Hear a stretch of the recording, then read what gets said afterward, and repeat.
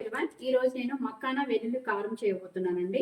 వాటికి కావాల్సింది మక్కానా తీసుకున్నానండి. ఇవి ఈ కప్పు నిండా makhana, turmeric, salt, red chilli powder, జీలకర్ర, ఒక big size garlic. Stove on చేసుకొని పాన్ పెట్టుకున్నానండి. కొంచెం పాన్ వేడెక్కిన తర్వాత కొంచెం మక్కానా వేసుకొని ఫ్రై చేసుకోవాలి. ఇలా బాగా ఫ్రై చేసుకోవాలండి. ఇలా ఫ్రై చేసుకున్న తర్వాత ఇలా తుంచితే ఇలా పౌడర్ రావాలండి. ఇంకా రాలేదు. ఇలా నలిపితే ఇలా పౌడర్ లాగా రావాలండి. అలా వస్తే బాగా వేగినట్టు మకానా. చల్లారిపోయిన వాటిని మిక్సీలో వేసుకోవాలండి.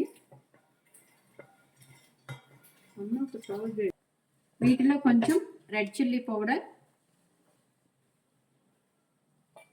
2 స్పూన్స్, నేను కొంచెం కారం ఎక్కువగా తింటామండి, 2 spoons. Salt 1 spoon,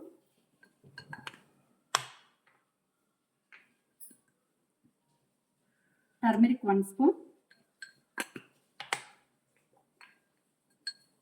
cumin seeds జీలకర్ర 2 స్పూన్స్, సైజ్ గార్లిక్ డైరెక్ట్గానే వేసుకోవాలండి.